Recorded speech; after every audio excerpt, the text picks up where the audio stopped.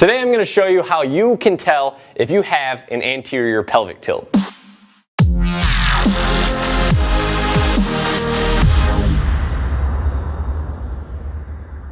What's going on, everybody? How you doing? It's Blake Bowman here with GuerrillaZen Fitness, and in today's video I'm going to show you a self-assessment that you can do on yourself to determine whether or not you have an anterior pelvic tilt.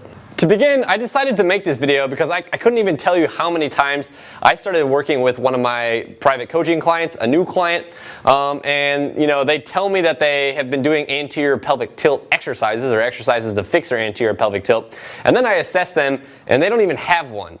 And that's not good, because if you're doing exercises to correct an anterior pelvic tilt and you don't actually have an anterior pelvic tilt, you can actually make your situation a lot worse. So in order for you to know if you have an anterior pelvic tilt, what you're going to need to do is stand beside a mirror or have somebody take a picture of you from the side. The way you go about assessing yourself is you use two bony reference points or bony landmarks on your pelvis. One's going to be on the front of your pelvis and one's going to be on the back of your pelvis.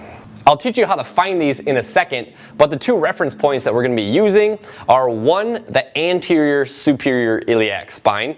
It sounds fancy, but it's just a bony protrusion on the front of your pelvis, which I'll show you how to find in a second.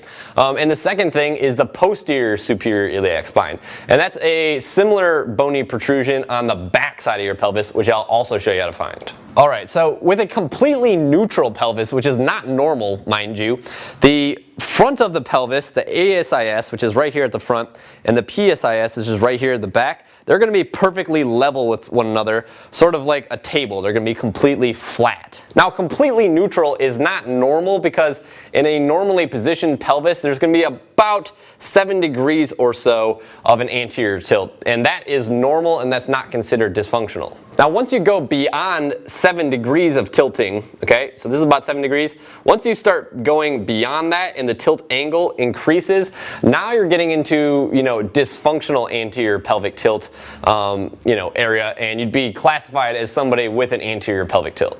In a nutshell, the greater the degree of tilt between the back and the front of the pelvis, the more severe your anterior pelvic tilt is. Okay, in order to get into the assessment, what you need to be able to do first is identify those 2 points that I was discussing earlier, the ASIS and the PSIS.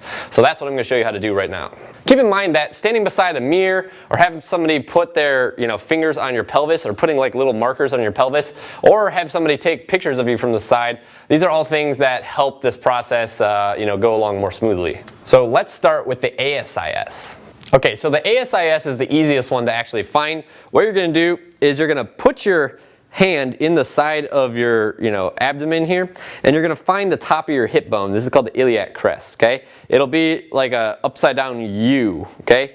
You're going to find that, put your hand right on top of the hip bone.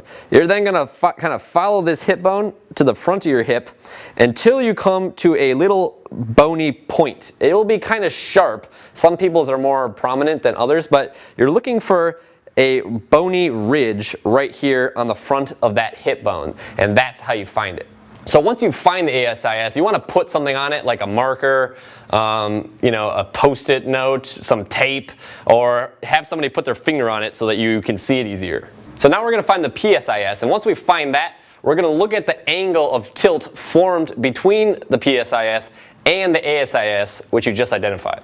So the PSIS, like I said, is located on the back of your pelvis, and similarly to the ASIS, it has a little bony protrusion, a little like pointy little knob that you'll be able to find easily with your fingers. So to find the PSIS, you basically are going to start with your hand in the dimples of your low back, okay? Right where your spine comes, down into your sacrum. You're going to move just about an inch or so off to the side. And then right about here, for me, this is my PSIS. So you start central towards the spine, you move off a little bit, and right here you'll find another little bony protrudence that is very similar to the front. It's not as prominent usually, but that is the PSIS. Again, put something on the PSIS like a piece of tape or somebody's finger. That way you know where it is and you can see it easily from the side perspective. Like I said, 7 degrees or so of tilting is normal, okay? But if your PSIS is way up high and your ASIS is way down low and the angle formed between the two of them is much greater than about 7 degrees, then you do indeed have an anterior pelvic tilt. This really doesn't have to be that fancy or scientific, right? A lot of people, like physical therapists, will tell you need to measure it with an inclinometer, which is a tool that measures, angles. You don't really need that, right? If the back of the pelvis is substantially higher than the front of the pelvis, then you have an anterior pelvic tilt.